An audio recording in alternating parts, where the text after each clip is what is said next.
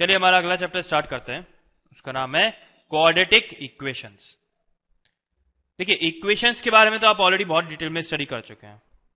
Equations हम उन algebraic expressions को बोलते हैं जिनमें इक्वल टू साइन लगाओ, जैसे 2x प्लस 1 इक्वल टू 0। ये एक लीनियर इक्वेशन है। लीनियर क्यों? क्योंकि इसकी डिग्री 1 है, इसमें जो वेरिएबल है उसकी डिग्री 1 है, इसलिए एक लीनियर इक्वेशन है। वैसे अगर हम देखें तो x plus y equal to 2, ये भी क्या है? एक इक्वेशन है, और ये भी एक लीनियर इक्वेशन है। तो हमने जब पॉलिनोमियल चैप्टर पढ़ा था तो हमने उसमें देखा था कि अगर किसी भी इक्वेशन की या किसी भी पॉलिनोमियल की डिग्री 1 होती है, when degree is 1, then polynomial या फिर equation is called linear equation और लीनियर पॉलिनोमियल। वैसे हमने ये भी बात देखी थी कि अगर किसी भी पॉलिनोमियल की या किसी भी इक्वेशन की डिग्री 2 है, देन पॉलिनोमियल और इक्वेशन इज कॉल्ड क्वाड्रेटिक। तो आपको आइडिया लग रहा होगा, क्वाड्रेटिक हम किसको बोलेंगे? क्वाड्रेटिक इक्वेशन को किसे बोलेंगे? उन इक्वेशंस को बोलेंगे जिसके अंदर डिग्री तो होगी 2 और इक्वल टू साइन लगा होगा, जैसे x square plus x plus 1 equal to 0। ये क्या है? एक क्वाड्रेटिक इक्वेशन है, क्योंकि इक्वल टू साइन है और जो डिग्री है वो 2 है। वैसे हमने देखा था x प्लस a का होल स्क्वायर, वो क्या होता है? X square plus a square plus 2ax। ये क्या है?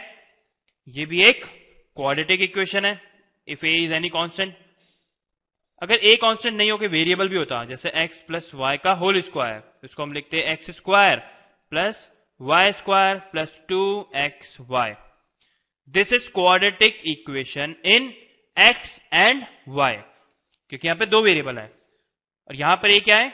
This is quadratic equation in one variable which is x। This is quadratic equation in x, क्योंकि यहां पर सिर्फ x वेरिएबल है, and this is quadratic equation in x y, because यहां पे x भी वेरिएबल है और y भी वेरिएबल है। वैसे एक और एग्जांपल देखते हैं, x square plus y square plus z square plus 2xy plus 2yz plus 2xz। ये क्या है? This is quadratic equation in x, y and z। Quadratic equation in x, y and z, क्योंकि यहां पे 3 variables हैं। वैसे अब हम जो क्वाड्रेटिक इक्वेशन की डिटेल में बात करेंगे वो हम सिर्फ x की टर्म्स में करेंगे या सिर्फ y की टर्म्स में बात करेंगे। इट मींस सिंगल वेरिएबल की बारे में बात करेंगे। तो चलिए हमारे चैप्टर स्टार्ट करते हैं क्वाड्रेटिक इक्वेशंस का। Roots of quadratic equation. बच्चों, रूट्स ऑफ क्वाड्रेटिक इक्वेशन से स्टार्ट करने से पहले मैं आपकी थोड़ी याददाश्त लौटाना चाहता हूं, और आपको पहले मैं ये पढ़ाऊंगा कि जीरोज ऑफ पॉलिनोमियल क्या होता है। जीरोज ऑफ पॉलिनोमियल, कुछ याद आ रहा है आपको नाम सुन के? जीरोज ऑफ पॉलिनोमियल क्या होता है? हमने बात करी थी कि किसी भी पॉलिनोमियल में से a x square plus b x plus c, किसी भी पॉलिनोमियल में इसके कुछ जीरोज होते हैं। जीरोज होते हैं मतलब अगर मैं इसे नाम दे दूं f x equal to a x square plus b x plus c, अगर इसकी किसी वैल्यू पे से एट एफ अल्फा इसकी वैल्यू 0 हो जाती है, it means a alpha square plus b alpha plus c. और एक और इक्वेशन इसके अंदर एक और आएगा, क्योंकि यहां पे डिग्री 2 है, तो एक 0 आएगा अल्फा और एक 0 आएगा बीटा। वो भी 0 आ जाए तो a beta square plus b beta plus c. अगर कभी ऐसी सिचुएशन आ जाए, then we say that alpha and beta are zeros of polynomial.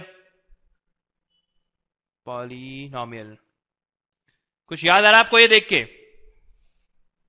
इसके बाद हमने ये भी कहा था कि x minus alpha and x minus beta are factors of fx। ये तो आपको डेफिनेटली याद आ रहा होगा, क्योंकि इसके बाद में हमने लॉन्ग डिवीजन मेथड भी देखा था। तो बच्चों क्वाड्रेटिक के केस में, क्वाड्रेटिक इक्वेशंस के केस में हम इन अल्फा एंड बीटा को जीरोस ऑफ पॉलिनोमियल नहीं बोलते, क्योंकि यहां पे पॉलिनोमियल नहीं है, यहां पर क्या है? इक्वेशन है। So zeros of equation are called roots of a quadratic equation.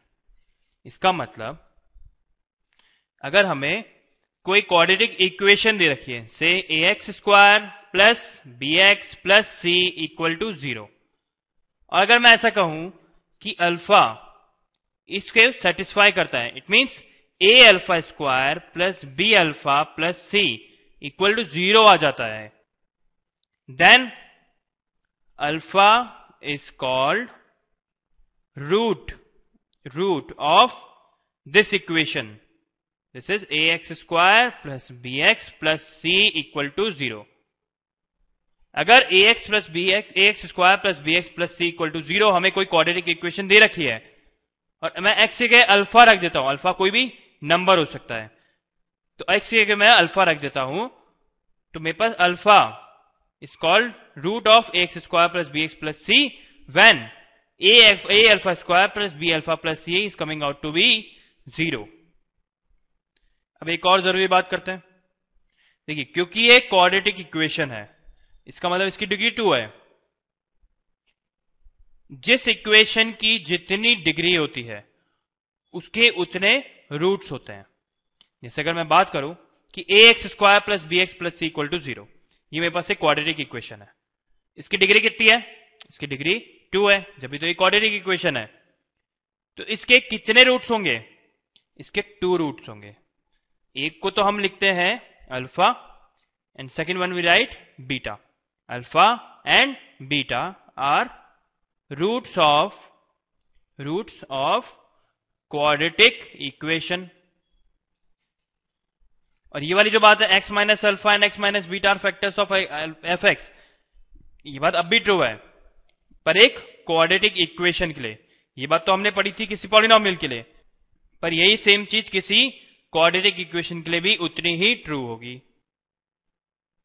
इसको हम ऐसा लिख सकते हैं कि a alpha square plus b beta plus c equal to 0 तो होगा, साथ ही साथ a beta square plus b, sorry यहां पे भी अल्फा आएगा, b beta plus c equal to 0, ये भी होना नेसेसरी है। और इसके अलावा इन दोनों के अलावा इसके और कोई रूट्स नहीं निकलेंगे। इसके मैक्सिमम 2 ही रूट्स हो सकते हैं, और ये दोनों हमने मान ली कि एक अल्फा है एक बीटा है। अब आगे इस चैप्टर में हम पढ़ेंगे कि अल्फा और बीटा की वैल्यू कैसे फाइंड आउट करते हैं।